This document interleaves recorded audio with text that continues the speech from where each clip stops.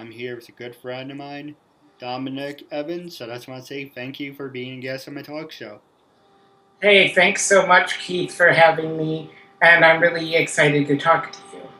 Yeah, absolutely, and you're making a new friend of it as well.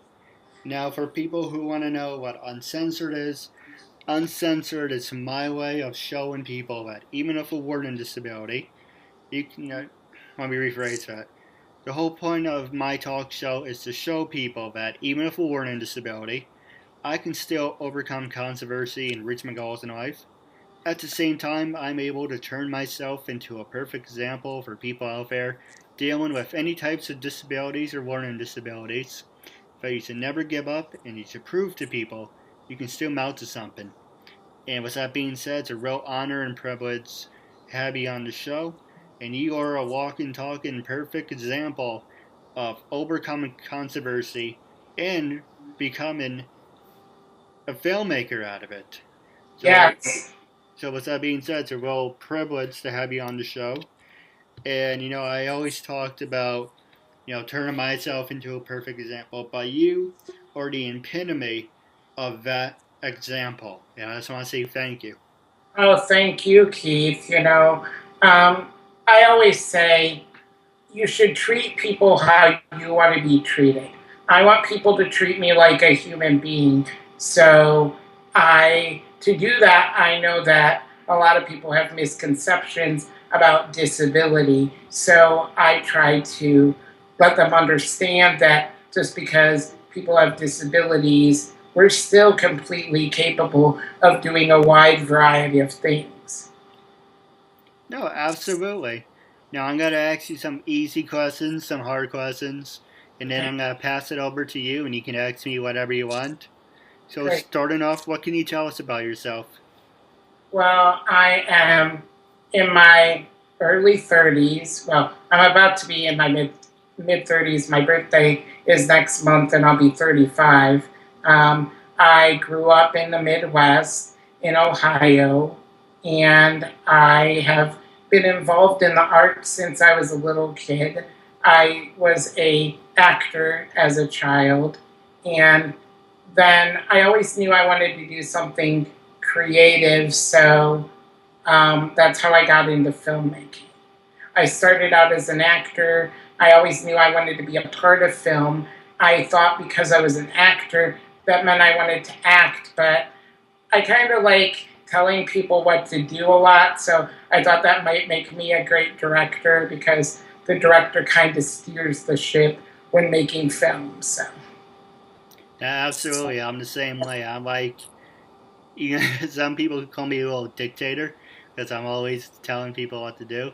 But Yeah, I'm always better to express myself, like saying, I see things like this, do it like this, point A, point B, point C, or one, two, three, in that order. But when people give you a hard time, it's kind of like it's easier to be. I like to feel when I'm being in control. I right, like having right. the. And I think, that's a really important aspect of people who have disabilities. I hear that all the time. I really like to be in control of that which I can control, because sometimes, things don't always go right. There are additional barriers that I face. So, if I can control the little things, then I think, I can handle the chaos of the things I can't control. So. No, absolutely. Now, starting off, what could you tell us about yourself and, just a little story about yourself so our listeners know what your situation is? Oh, yeah. So I have spinal muscular atrophy. It's a neuromuscular disability. It's genetic. And I was diagnosed when I was 4 years old.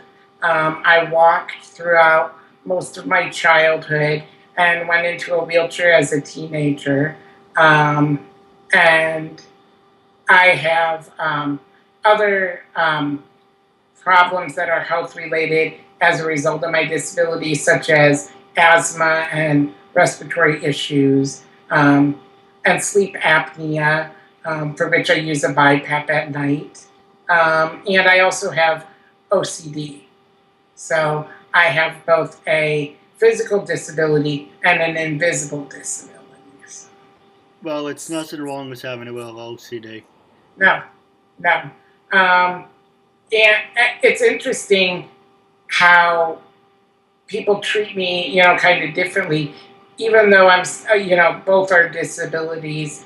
I think that with invisible disabilities, there's a lot of stigma because people can't see the disability, so they assume, that there aren't, similar barriers. I face barriers because of my OCD, just the same way that I have to overcome barriers because of my physical disability. But, because people can see the stairs in my way, it's like they legitimize that disability over the other disability I have. So. No, absolutely. Because this video's got to be cut in half. Yeah. So it's like you ever see Fox News, how you just see one person and you see the other. Yeah. So just in case people can't see your wheelchair, and that's completely up to you if they want to see it or not. Yeah. I was gonna say that's pretty badass that you have it. God forbid I'm ever in a chair. That's really cool.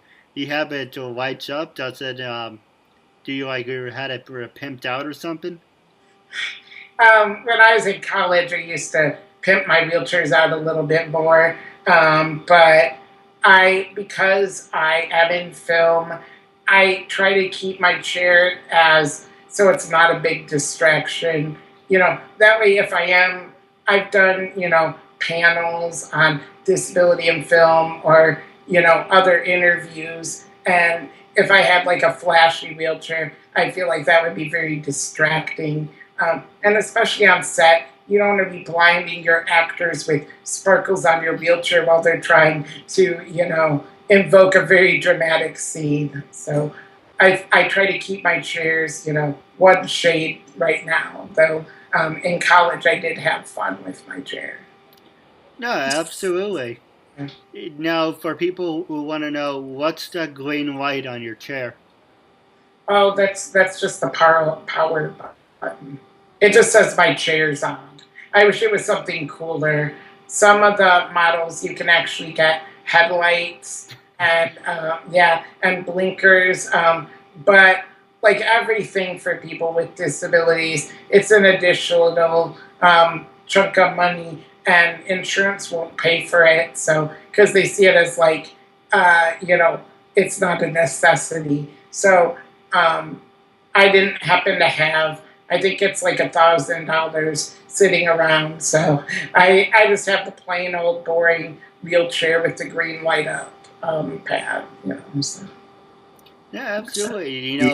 Well, on the subject, if you're gonna be stuck in there, no disrespect, I'm just gonna say it. If you're gonna be stuck in it for the rest of your life, might as well get something you gotta enjoy, right? Well, yeah, I actually say that a lot. I always want the fastest wheelchair because like you said, if I'm gonna be stuck in it, that's really a good way to put it. Although, I don't really mind being stuck in it because I see it as my freedom. Instead of walking, this is the way I walk around the world. But if I have to be stuck using a wheelchair, why not make it the coolest wheelchair out there, Yeah, absolutely. I didn't mean any disrespect by that. I knew what you meant. So, no worries. Now, the next question I saw, you are a filmmaker, and also an actor. So the first question I'm going to ask you is, who influenced you to become an actor, number one? And were you ever in any films? Yes. So I don't think any particular famous person or famous director or actor made me want to perform. I was performing basically since the time I could talk, according to my family. But my grandmother was a singer on the radio, so she taught me how to sing, and she was a big influence in in my desire to perform. So while I don't think, any particular person inspired me to want to be involved in film, I think I've always just, I was always meant to be creative. Um, so I do feel my grandmother singing and teaching me to sing encouraged me to want to pursue it even more. No, it's always good to have a big influence, especially family that's very supportive. Yeah, That's the complete opposite with me. When I did my talk show, no one was very supportive, and it's except for my mom. I guess it's a female thing. The mother is always very supportive of whatever her kids do, but everyone else, it's kind of like, all right, you say you gotta do it, but just prove to us you can still mount to something. Just prove that it's not like you're blowing smoke out of your ass. Just say if you're gonna go do something, prove to us you can still mount to something, and prove to us you can still do what you do. right. So basically, it's always good to have certain people around you that it's got to be a good influence. Yeah, yeah, and while my grandparents were always very supportive, and my dad was, my the rest of my family, they don't really talk to me. So I know that for my mother especially, my having a disability was a big disappointment to her. So she had all these dreams and goals that she wanted for me, not taking it into account what I wanted. And because, I went into a wheelchair, um, she would tell me things like I was giving up by not walking. And, yeah, it was a disappointment that I turned out as disabled as I am. So I didn't feel the same level of support as I did with my grandparents and even my dad. So No, I understand. It's a touchy subject, but it's all about proving people you can stem out to something. right, And at the end of the day, you're gonna have the last laugh. yeah, yeah, and it became about proving myself as much as I want to be involved in film and I love it. Um, it also is great to kind of prove it to those people that say you can't do it, that you can, to show them that they were wrong.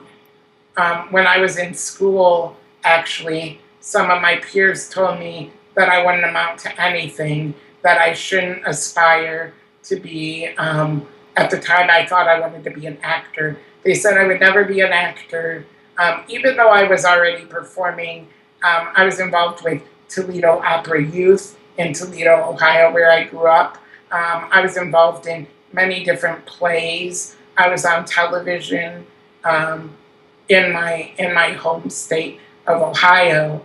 Um, and even though I was already involved in acting, my peers said that I would be nothing but a secretary, and that I should just give up my dream of ever being anything because people like me, they don't amount to anything. So when I heard that instead of, saying, oh God, they're right, I said, no, I'm going to prove them wrong. And I feel like I've consistently been proving people wrong again and again. Now, while on the subject, give us a perfect example of what you mean by that. Well, okay, I went to film school in Dayton, Ohio, and while I had a lot of support from my teachers, my peers were not very nice to me.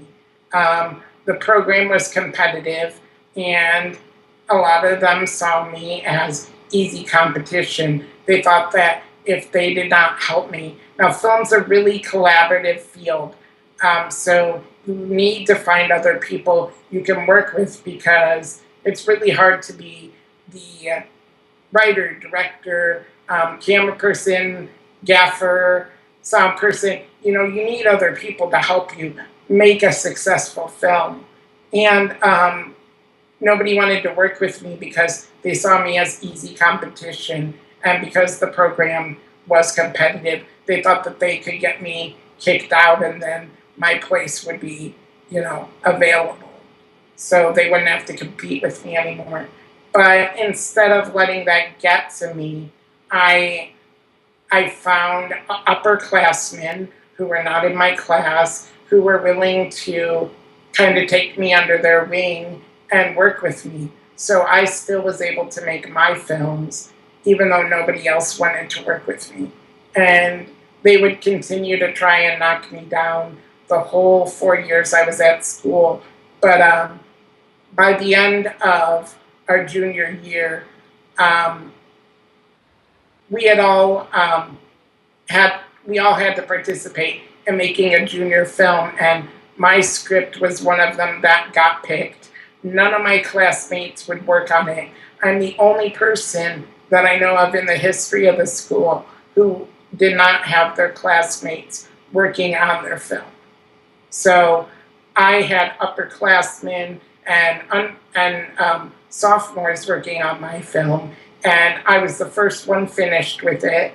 I was first one to go to New York and get professional sound and color correction. And instead of listening to them when they treated me like I couldn't, I went out and proved them wrong. I wasn't going to sit back and let them ruin my chance to have the job that I've been dreaming about since I was a kid. So I took things into my own hands and didn't let them stop me. Yeah, absolutely.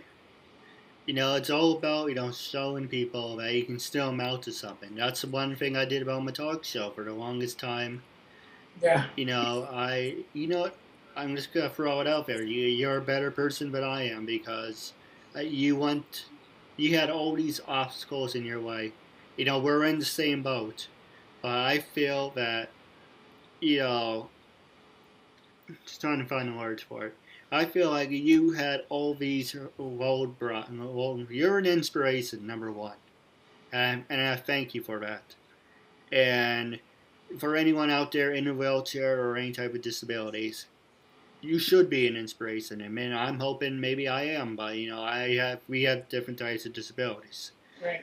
But No, I don't think I'm a better person than anyone else. I think what you're doing by trying to get you know your voice out there. I think that's great, and more people with disabilities should be speaking up or trying to do what they love. You really wanted to make this show, and you're getting out there, you're doing it, and I have to commend you for that. So I don't think I'm a better person than you. I think that, you know, we're both people who are pursuing what we love. So that makes both of us great.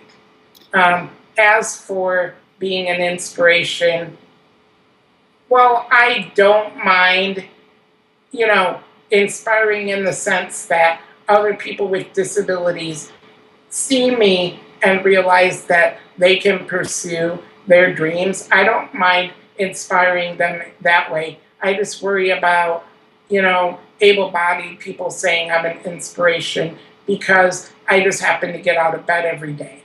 I'm just like anybody else. I just think that I'm either a lot more brave or a lot more stupid than them because I've, put myself out there and I'm pursuing my dreams. And it could, things could go terribly wrong and I could be a huge flop. And that's a risk I take where people could not like me for whatever reason. But, I'm out there and I'm taking this chance. And I think that's what, kind of makes me a little different than other people, that I'm out there. I'm willing to, do it all for what I love. no, absolutely. I feel the same way. Yeah. Now, passing the show over to you, we have 10 minutes left. Was there anything you wanted to talk about? Any subjects you wanted to talk about? This is your time, after all. Okay. Well, I wanted to talk about the activism work I do for the disability and LGBT communities. I am actually LGBT myself.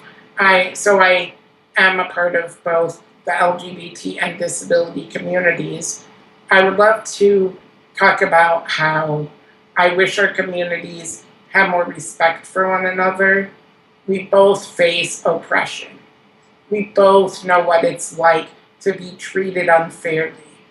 And I don't understand why the disability community and any other group that's been oppressed aren't working together. It makes it really hard for people that are both LGBT and disabled to feel welcome. There are a lot of times in either community where, because I'm, in the disability community, because I'm also LGBT, I don't feel welcome. And in the LGBT community, because I also have a disability, I don't feel welcome. We have way more in common than we have that's different. People that are LGBT and people that are disabled both face discrimination in education. We're more likely to be bullied, which can affect our education. We face barriers towards housing, marriage. Now, marriage is not such a problem anymore for LGBT people, but people with disabilities, LGBT or not, still face monetary penalties if they get married in many cases. There are some exceptions where people can get married, but overall, a lot of our community cannot marry unless they want to be penalized. So, these are barriers that both communities have faced in different ways. So why aren't we working together and ending all kinds of discrimination and all kinds of oppression? And that's what a lot of my work has done, both as a filmmaker and as an activist. It's been in this intersectionality of disability and other minority or oppressive groups,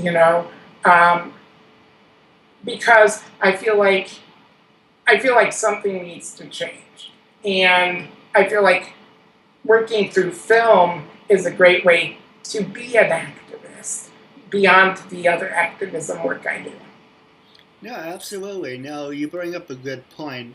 What do you mean being hit by a penalty? Penalty for what? Oh, the marriage penalty. Okay, so a lot of people with disabilities receive either Social Security disability or SSI. Now, most people claim that don't understand disability that this is a handout. It is not a handout, especially SSDI.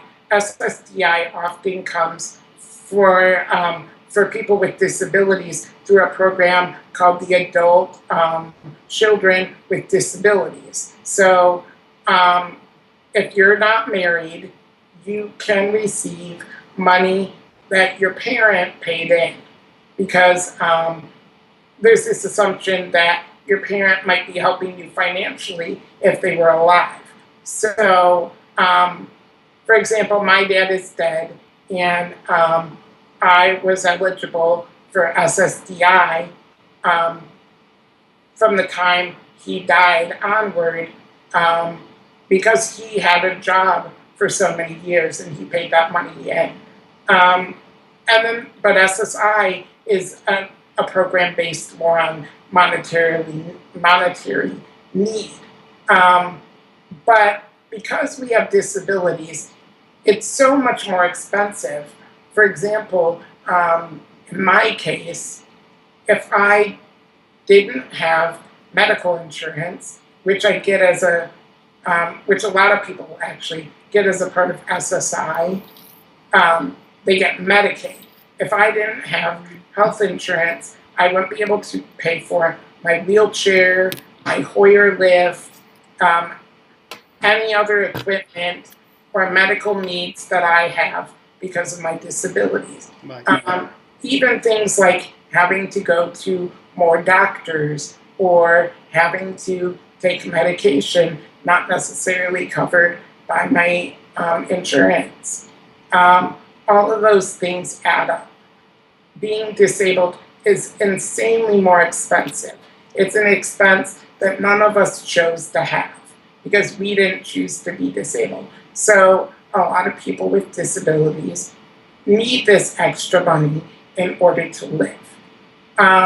There's also the fact that for people, especially who need Medicaid like myself, because in my case, I get home health care, and Medicaid is the only insurance. No other insurance will pay for home health care. So if you want help paying for home health care, because a lot of people could not afford it, unless you're rich, you can't afford to be disabled in this country. So in order to get that program, which is a necessity, I don't get out of bed without that program. I don't get fed without that program. I would end up in a nursing home at 34, which would cost taxpayers $100,000 a year to pay for me to be institutionalized. So I would not have the freedom to live in my own home without this program. So I have to follow the rules to get on this program. To get on Medicaid, you can only make so much money.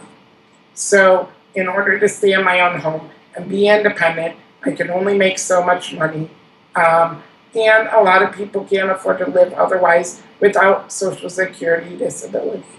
I'm actually on a program in New York that allows me to also work a certain amount and not get penalized. Not all states have this program in the same way. A lot of states limit the amount even beyond with having a job to near poverty levels.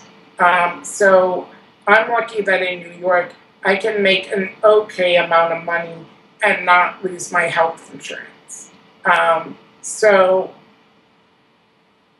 with all that in mind, if you were to get married and you had a disability, if you married someone without a disability, you automatically lose your SSDI.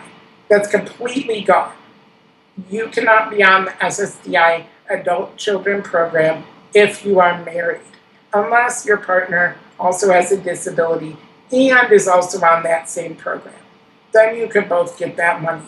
Otherwise, no thanks. If you are on SSI and Medicaid, your spouse's income has a say in whether you keep Medicaid. It has a say in whether you keep SSI. I have had friends, both who had disabilities, both were on SSI. They were going to cut both of their checks in half. So they would be living on what they had. They both had a check of like $700. So they would have each been given half that amount, and they would have had to live with two people. Instead of having $1,400 to live together, they would have had $700 to split between two people.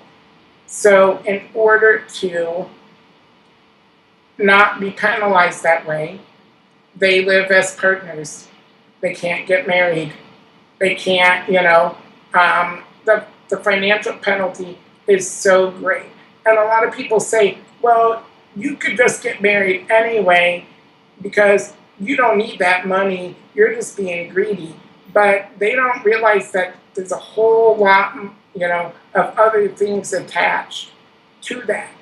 For one, you can't live on $700 barely as one person per month, let alone two.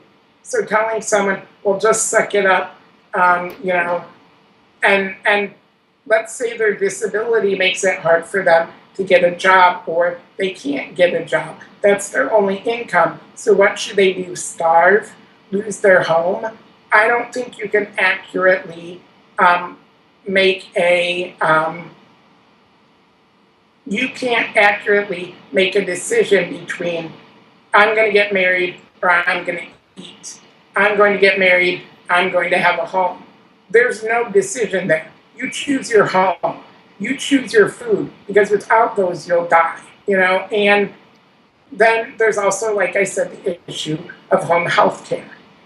If we lose home health care, we don't get out of bed. We don't eat. We don't go to the bathroom. We don't, get put in bed to go to sleep if we're already in our wheelchairs. So how can you tell a person you have to choose between getting out of bed and getting married? That's not a decision any person can make, because you can't make the other decision. There's no option. The only option is keep your health insurance, get out of bed, be independent. Because, the alternative is lose everything, go in an institution, and be married. Well, what are you going to do? Visit your spouse on, Visitor's Day?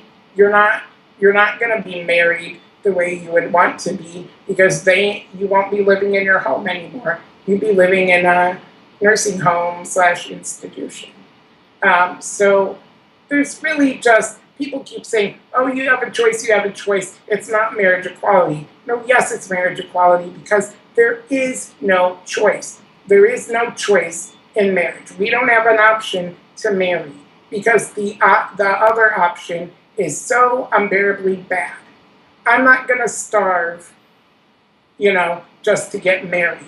Who would ask that as a person? I've been with my girlfriend for 13 years. We can't get married. But I'm not going to starve for her. She wouldn't expect me to do that. I'm not going to become homeless because I lose, what I have to pay the bills. I'm not going to not get out of bed ever again because I lose my home health care. That's just not an option. Hey, now we're over the limit. Now, wrapping up, do you have any words of wisdom you want to say to your fans and the listeners? I just wanted to let everybody know I'm making a film called Inamorata. It's a short film about a lesbian couple in the 1960s and about the oppression and challenges they face. There are multiple people in both the LGBT and disability communities that are working on the film, both as actors and behind the scenes. And I'm directing, and so we will be having crowdfunding campaigns soon. So I would love it if everybody would, consider supporting it, because it's really hard to be a disabled filmmaker. A lot of people don't take you seriously, and it can be hard to get people willing to invest in your projects. But with community support, I can show the world that it doesn't matter that I'm in a wheelchair. I can still direct films. I can still make great art. So I really hope that people will consider supporting my project. Now, with that being said, how can people follow you on social media? Are you on Twitter, Facebook? Yes, I have a page, Dominick, spelled DOMINICK Evans. You can follow my page. I try to give updates on projects I'm working on, activism work. I fight a lot for injustice that I see, not just for the disability community, but any type of injustice I see. I try to support peace, love, and solidarity in the world. I would really love to see a more peaceful world, especially with all the recent tragedies we've seen in Beirut and Paris and, Africa earlier this year. The natural disasters in Japan and Mexico, and, just all the tragedy around our world. I would love to see peace. So I write a lot about ways that I believe we can make a more peaceful, accepting, and just society. That's on Facebook, but you can also find me on Twitter at Dominick Evans. Again, my name is spelled with a K, so it's DOMINICK.